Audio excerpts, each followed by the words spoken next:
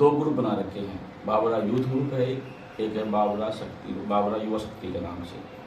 उनमें ये कमेंटबाजी करता है वेदपाल, अगर भाई मोनू अपने यार को समझा ले, यार मतलब मिसिज मेरी सरपंच मैं, पर ये तो हम पे एलिगेशन लगाए जा रहे हैं। 18 फरवरी को मेरे को लगवा दिया गया था, जो कि जांच में निराधार पाया गया, झूठा पाया गया। अभी थोड़े दिन पहले मेरे एक साथी है, मित्र है, जो वो रिकॉर्डिंग में बोल रहे हैं कि धोलू के सपोर्टर को सबको मारेंगे, तो उसका सर फोड़ दिया, उसको पीजीआई ले गए रोहतक। हम उसके टाके आए हैं, 10-12 टाके आए हैं उनके, उसको लोकेंद्र उसका नाम है। कल परसों भी झगड़ा हुआ है।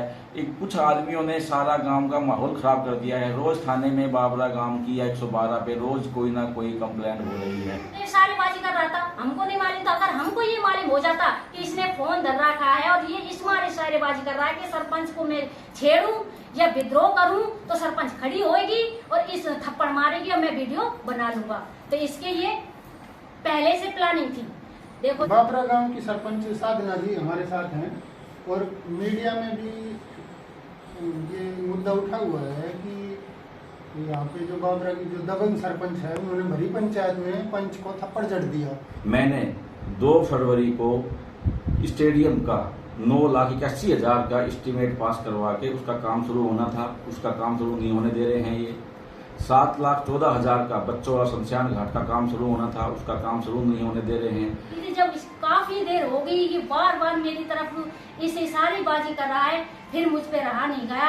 फिर मैंने इसके ये जो वेदपाल है का सरपंच, वेदपाल जो पंच है का है, इसने हद ही पार कर दी। फिर मैंने खड़े होकर इसके थप्पड़ मजबूरन कारण मारना पड़ा। 30 तारीख को जो मीटिंग थी उसमें ये आया और इसने मेरे माँ सामने मतलब मेरी तरफ इशारेबाजी करे। मैं करीब 1 घंटा या 2 घंटा इसे अनदेखा करती रही। केजीबी न्यूज लाइव में आप सबका स्वागत है। और आज हम आए हैं हरियाणा के झज्जर डिस्ट्रिक्ट के बाबरा गांव में। पिछले 2-3 दिनों से बाबरा गांव का की जो पंचायत है वो मीडिया में सुर्खियां बटोर रही हैं। क्यों नाम गांव का नाम बदनाम विपक्ष करने की कोशिश कर रहा है। इन्हीं सभी मुद्दों पे बात करने के लिए आज हम यहाँ सरपंच साहब के यहाँ पे आए हुए हैं। आइए आपकी बात करते हैं। नमस्कार सरपंच साहब। से देशराज, 2 नंबर वार्ड से मोनिका और 3 नंबर वार्ड से वेदपाल और 7 नंबर वार्ड से विजय और 5 नंबर वार्ड से देविंदर, इन्होंने एकजुट बना के और कोई भी विकास कार्यों पे काम नहीं कर रहे। ये कह रहे हैं कि गांव में गलत कार्य हुए हैं। गांव में अब तक कुछ भी नहीं हुआ है, कोई भी कार्य गांव में नहीं हुआ है। जब कोई कार्य हुआ ही नहीं है तो गलत और सही का पैमाना कैसे नापा जाएगा। और कुछ आदमी गांव के माहौल को बिगड़ना चाह रहे हैं और गांव का नाम बदनाम करना चाह रहे हैं अपने पर्सनल फायदे के लिए, अपने आप को सुर्खियों में लाने के लिए, अपने आप को चर्चा का विषय बनाने के लिए सिर्फ वो ये काम कर रहे हैं। तो इसमें कितनी सच्चाई है, क्या हकीकत है? आपने क्यों थप्पड़ मारा है थप्पड़ या नहीं मारा, उसकी पूरी आप इनसाइड स्टोरी बताइए। आपने क्यों थप्पड़ मारा पंच? सर, वो जो वेदपाल है ना, वो 1 नंबर का चीटिंग इंसान है। 5 तारीख को ग्राम सभा थी, जे उसमें भी ये इशारेबाजी कर रहा था। मैंने अपने घर पर इस विद्रोह के मारे या कोई मतलब झगड़ा होने के मारे मैंने इससे कुछ नहीं कहा कि भाई मेरे सास ससुर या मेरे पति मतलब ये ना कोई, इसने माहौल खराब कर दिया, इसने झगड़ा कर दिया। मैं चुपचाप से हैन करके घर आ गई। 3 तारीख को ये मीटिंग थी। पहली बात तो ये कभी भी हम मीटिंग करते हैं ये आता नहीं है, और आता है तो उसमें विद्रोह मचाता है। उस दिन को इसने तो अपनी लिमिट ही क्रॉस कर दी थी, मतलब हद ही पार कर दी थी। जो मेरी जो दीदी हैं, ये चंचल दीदी, ये मेरे पास में बैठी हुई थी। ये सामने मेरे मतलब बैठा हुआ था, ये सामने से इशारेबाजी कर रहा था। मैं करीब 1 या 1.5 या 2 घंटा हो गए इसे अनदेखा करती रही। मैं इस दीदी को बताती रही। ये जो पंच थी प्रियंका दीदी, ये मेरे कत्ती पास में बैठी हुई थी। ये उसे भी देख रही थी। मैंने इनसे कहा दीदी ये देख लो मतलब किस तरह मतलब इशारेबाजी कर रहा है। ये बोली कोई बात ना, खामखा विद्रोह हो जाएगा, झगड़ाबाजी हो जाएगा। हमें नहीं पता था ये अपना जो फोन है का है, इसको अपने जेब में रखे सामने मतलब रिकॉर्डिंग करने के लिए, मतलब विद्रोह मचाने के लिए इसने अपनी पूरी तैयारी कर रखी थी। फिर काफी देर हो गई, ये नहीं मानना, ये तो इसने तो सोच लिया कि मुझे तो विद्रोह मचाना है, पर हम नहीं समझ पा रहे थे कि ये इस उद्देश्य के कारण बैठा है कि मुझे विद्रोह ही मचाना है। क्यों? हमारे मन में कपट नहीं था, इसके मन में कपट था। क्यों कपट था? इसलिए कि जब तो ये मतलब अपने फोन की वीडियो बना के जेब में इसने धारा की थी, जब मुझे नहीं पता था कि इसने वीडियो कर रहा, कि इसके मन में ये वेदपाल जो पंच है, इसके मन में छल नहीं होता, कपट नहीं होता, कोई विद्रोह मचाने का झगड़ा नहीं होता, तो ये अगर रिकॉर्डिंग का मतलब जिसने जेब में डाल के चुपचाप बनाई है, अगर ये मतलब बढ़िया इंसान होता या विद्रोह मचाने का इसका कोई भी झगड़ा नहीं होता, तो ये रिकॉर्डिंग सामने करता, खुलेआम करता। इसने इसके विद्रोह मचाने के कपट था, मतलब के जब ही तो इसने चुपचाप ये मतलब रिकॉर्डिंग करी। हमको मालूम नहीं था, हमने तो बर्दाश्त नहीं किया कि हमारी बाजी हमारे तरफ ये मतलब जी ये बार बार मीटिंग में मतलब पहली बार तो आता ही नहीं है, और आता है तो इस तरह का माहौल खराब कर देता है। कल मेरी भी बच्ची भी है, 7 साल की है, मतलब 7वीं क्लास में पढ़ती है, 12 साल की बच्ची है मेरी, सब बात समझती है, सब जानती है। ये अब इसने मतलब मीडिया पे या फोनों पे इसने इस तरह करी है। मेरी बच्ची ने भी पढ़ा है, मेरी बच्ची ने भी देखा है, मेरी बच्ची कह रही मम्मी ये क्या हो रहा है, ये क्या? तो देखो आज मेरी बच्ची है, कल किसी की बच्ची है, किसी और की बच्ची है, तो बच्चों पर गलत प्रभाव पड़ रहा है या नहीं पड़ रहा?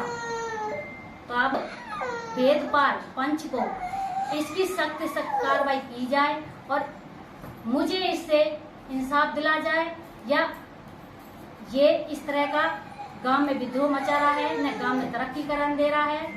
ऐसे इंसान का कुछ न कुछ तो न्याय किया जाए। 5 जून को ग्राम सभा हुई थी, जिसमें भी वेदपाल मेंबर आया था और अन्य मेंबर भी आए थे। उन्होंने दस्तक भी नहीं किए। उन्होंने मेरी मिसेज के साथ जब भी सारेबाजी की थी, फिर भी हमने इग्नोर करते रहे, क्योंकि गांव के विकास के लिए हम सोचा गांव में विवाद बन जाएगा, फिर भी हम इग्नोर करते रहे। पर जो अभी 3 तारीख को मीटिंग हुई है, इसमें 12:30 बजे मीटिंग शुरू हुई थी। इसमें एजेंडे के ऊपर लिखा हुआ है सारा विकास कार्यों के बाबत बुलाया गया है। एजेंडा उसके पास पहुंच चुका है, चौकीदार ने एजेंडा दे के आया है सभी मेंबरों को। उस विकास कार्य बाबत, अवैध कब्जे बाबत और नरेगा के कार्य बाबत उस पर लिखा हुआ है। एक कॉपी उस वेदपाल के पास है, एक कॉपी हमारे पास है। और गांव के बरसाती पानी की निकासी के लिए बरसात में 3 तारीख को सुबह 10 बजे 10:30 बजे सीओ मैडम ने मीटिंग ली थी, जिसमें ये कहा गया था कि भाई पानी बरसात होने वाली है तो उसका पानी के लिए मीटर उपलब्ध करवाए जाएं और हर सरपंच और पंच मिलके इसके लिए अप्लाई कर दें। मीटर मिल जाएगा आपको एडुकेशन से, और आपको बिजली बोर्ड से मीटर मिल जाएगा और एडुकेशन से मोटर मिल जाएंगी, और गांव में गांव की जनता को असुविधा ना हो, ग्रामीणों को कोई दिक्कत ना आए।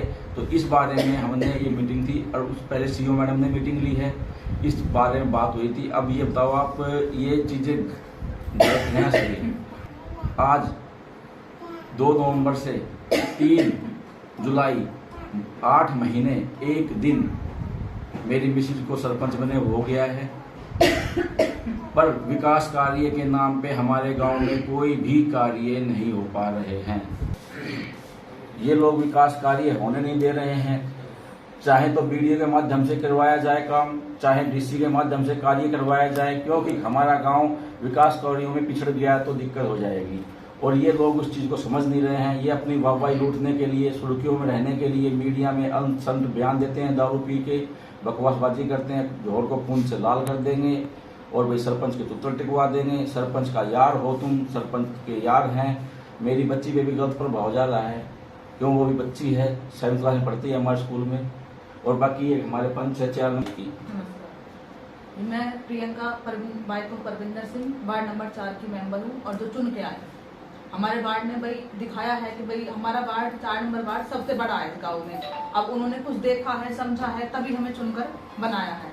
लेकिन जो ये कुछ मेंबर हैं जिन्होंने अपना खुद बनाया, जैसे कि हमारे सरपंच जी ने कहा है, वो काम को होने नहीं दे रहे हैं गाँव में है। लेकिन जो ये मेंबर हैं इन्होंने ये करके रखा है कि भाई हमें प्रधान को कोई काम करने नहीं देना है, ये कुछ भी काम करेगा। आप कोई भी प्रस्ताव उठाकर देख लीजिए, ये बिना पढ़े बिना साइन करे कैसे पता चलेगा कि भाई प्रस्ताव सही है या गलत है। लेकिन इन्होंने बस बिना देखे ही ये बोल दिया है प्रस्ताव गलत है, हम साइन नहीं करेंगे, ये गलत काम कराएगा।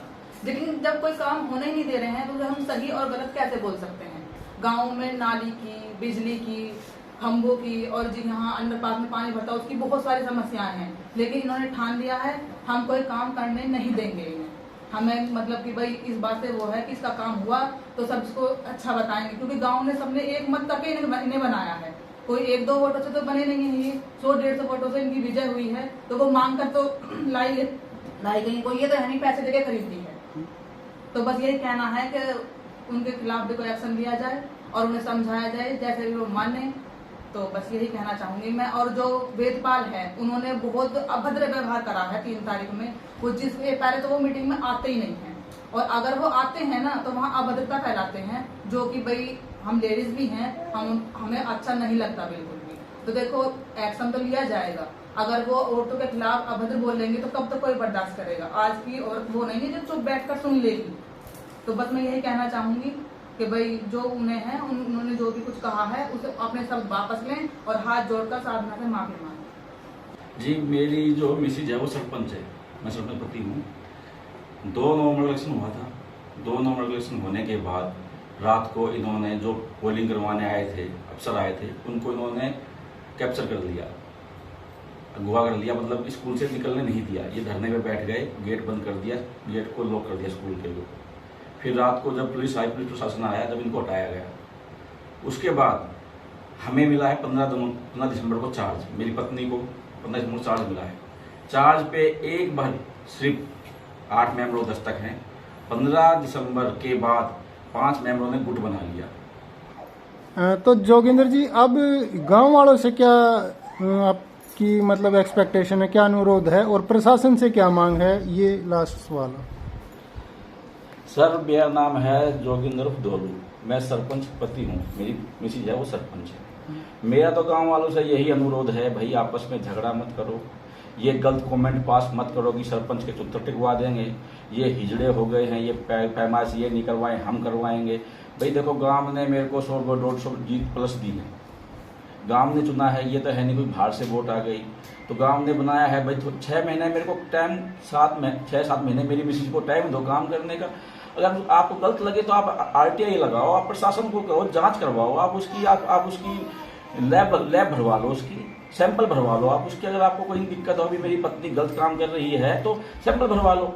पर जब काम ही नहीं होंगे तो कैसे गांव विकास की तरफ नहीं जाएगा। पहले ही हमारा गांव पिछड़ रहा है और ज़्यादा पिछड़ जाएगा। तो भाई मैं तो अनुरोध करता हूं गांव वालों से, भाई गांव में गुटबाजी ना हो और ये गलत चीज़ें फोन पे ना चलें। भाई झोड़ खून का लाल हो जाएगा, ये हो जाएगा, वो हो जाएगा। और रही सही पहली बात तो एक ही है, अब सरपंच की लिमिट ही 5 लाख की है, बाकी टेंडर होगा जिसमें कि SDO JE सबकी उनकी पारदर्शिता से काम चलेगा। सरपंच तो 5 लाख तक का ही काम करवा सकता है, उसका तो पावर ही नहीं है सरपंच के पास ज़्यादा काम करवाने की। अब इनको मैं तो ये कह रहा हूँ भाई हमारा गांव बदनाम हो रहा है, इसको बदनामी से बचाया जाए। और कुछ जगह मेरी पत्नी ने सरपंच होते हुए सही फैसला लिया कि उसने कुछ चीज़ों को इग्नोर करती रही, पर इग्नोर करे तो करे, कितना करे इग्नोर। देखो हमारे भी 12-13 साल की बच्ची है जो 7वीं क्लास में पढ़ती है, हमसे ही बच्चे सवाल पूछते हैं। बच्चे तो सभी के होते हैं, मेरे क्या सभी बहन बेटी एक होती हैं। देखो कहीं और भी ये देख जो झूठे केस फलाना ढिमकाना ये जो करोगे तो कैसे बातें बनेंगी। और आप अगर आपकी मनसा, आपका मन साफ होता तो आप फोन जेब में रिकॉर्डिंग के लिए नहीं डालते। हमने भी वीडियो बनाई है, हमने खुलेआम बनाई है। क्यों आपने क्या सोचा मैं फोन जेब में डालूं और सरपंच को उकसाऊं और इसका माहौल को खराब करूं। क्यों कहीं ना कहीं इसे ये लगने लगा था कि भाई अब मेंबर इनके पक्ष में दस्तक करेंगे, क्योंकि गांव के काम विकास कार्य होते हुए काफी समय हो गया था, 6-7 महीने हो गए थे, भाई एस्टीमेट ही बन गए थे। तो इन्होंने कोई ना कोई ताबड़तोड़ कोई ना कुछ करना था। तो इन्होंने ये नहीं तो अगर इनके मनसा नहीं होती तो ये खुलेआम बनाते वीडियो, भाई हम भी वीडियो बना रहे हैं तुम भी बना लो, कोई दिक्कत नहीं, इनका अधिकार भी है। ये पंचायत के एक अंग है, पंचायत का मेंबर है ये वेदपाल जी पंचायत। अब मेंबर तो वेदपाल भी है, विजय भी है, देशराज भी है, देविंदर भी है।